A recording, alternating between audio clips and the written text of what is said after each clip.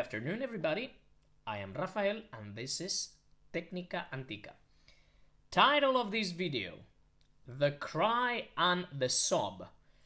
Now, perhaps some of you have come across this terminology, or this sort of a technical resource, or perhaps you have not, but for sure you've heard it, both in what I would say musical theater slash pop slash rock and classical sort of lyric singing. What does the sob and the cry help us with? Well, it can help us technically, especially when reaching the upper the upper part of our voice. I mean the higher part of it, and it can help us with style. All right, so your characterization and sort of emotions and the whole shebang, interpretation. Okay, so there is a bit of a misconception about this, so I'm going to try to be as clear as possible.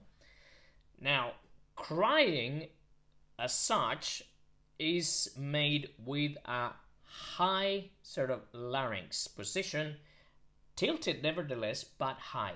And now you might say, oh, but we thought that when the larynx was tilted, that meant that the larynx is low. Yes and no. Why? Because you have several cartilages there, and I don't want to get too deep into that, because honestly I think it's useless. And too much theory will kill you. The song by Queen. Now, we can tilt the larynx with the cricoid cartilage and the thyroid cartilage.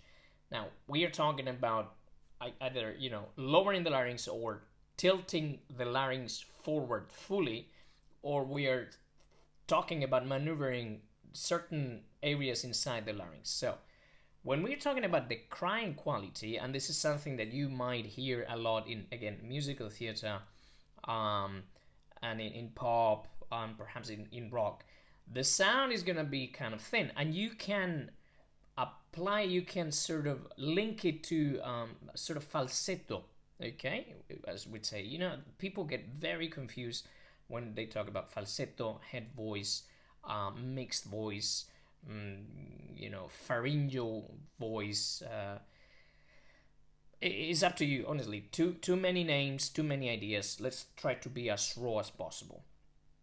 So cry quality, it's going to be this thin sort of sound that you are very much going to find in these music styles of music I talked before. Honestly, of my mind, from the top of my head, I improvise all the videos. I don't have a script because I can't deal with that. But if I'm singing something in sort of popular or pop, and I go, whoa, whoa, my love, I'm like, I'm kind of crying. I'm crying, and yes, I'm sobbing, but it's different. Why? Because if you see, my larynx is up. Whoa, whoa, my love, my darling, I've hunger for your touch. A long, lonely time. That would be Elvis. That's for another video. So, as you've seen, my larynx is up, and yet this is going to help me reach my higher register much easier if I were, than if I were blatantly open and screaming the crap out of it. All right. So, for example, in this song, right, I have a G. So, are you still mine?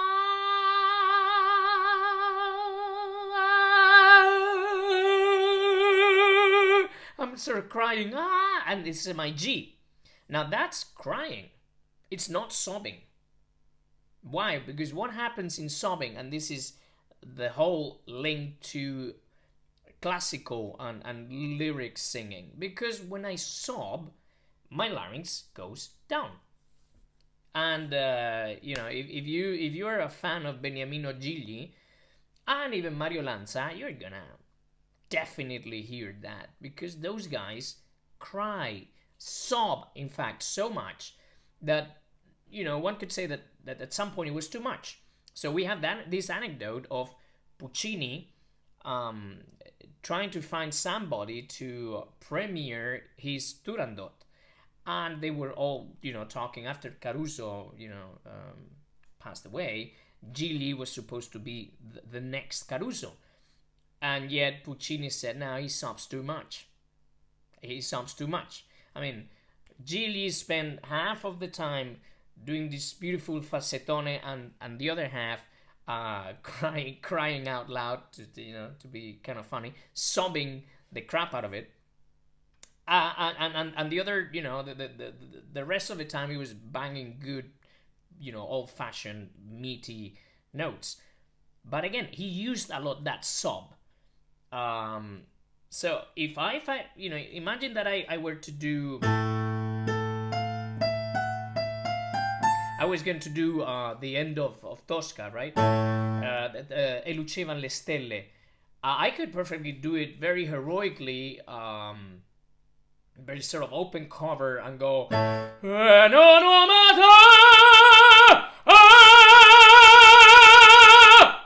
yeah? Okay, so that would be like kind of an ah. And it might require a bit of an extra, I wouldn't say push, but a bit of extra energy, if you will, if you may, so extra subglottal pressure to it. However, if I all of a sudden start thinking, oh no, I'm dying, you see, I'm this addio alla vita, I'm saying goodbye to to my existence right on this earth, and I start sobbing, to my mind this is gonna be easier for you. So basically you go here,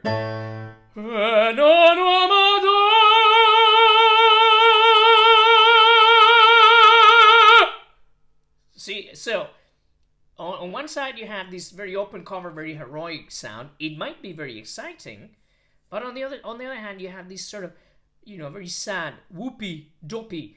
And again, you might have come across this sort of dopey sound, and that's when people, when they impersonate an opera singer, this is what they're gonna do that, or they're gonna do the whole canoodle, the canoodle thing.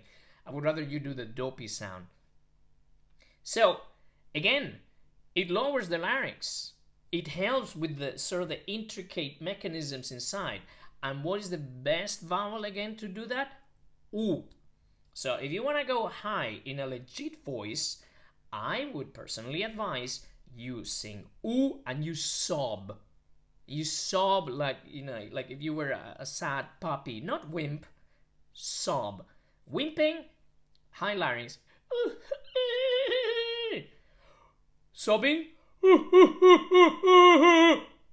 low larynx. So if you, I don't know, maybe you want to do octaves.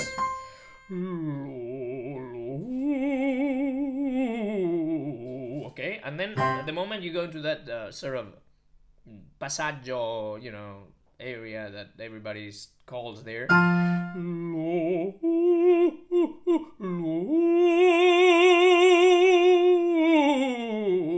Okay.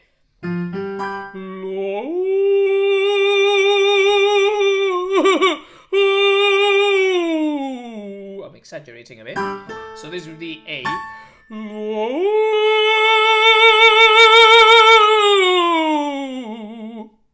Okay? Now that doesn't mean that all of a sudden you have to sing everything sad. This is really like Rockwell Blake singing a dramatic passage. Yeah, I'm singing something dramatic and sad, but I can't sing any other way. Joking, my respects to Rockwell Blake, please. But it's an example. Everything is within, your you gotta find your equilibrium. But the fact is that as you ascend, this tool can help you. If you're doing pop music, music theater and all that stuff, and you're gonna sing with a high larynx, thinking about the cry, okay, it's going to help you reach that stuff. Start screaming and going way to spread it. And if you're singing, maybe a tenor, maybe a baritone, may you be a soprano, mezzo, male, female, it doesn't matter. This might help you reach the upper register with sort of a full voice, okay? So again, if we talk about E luceva le stelle, when you're doing those G's, e muoio disperato, you go, e muoio disperato, and you might, give it all super open, and instead you need to just go, e muoio disperato. So I mean, this open cover,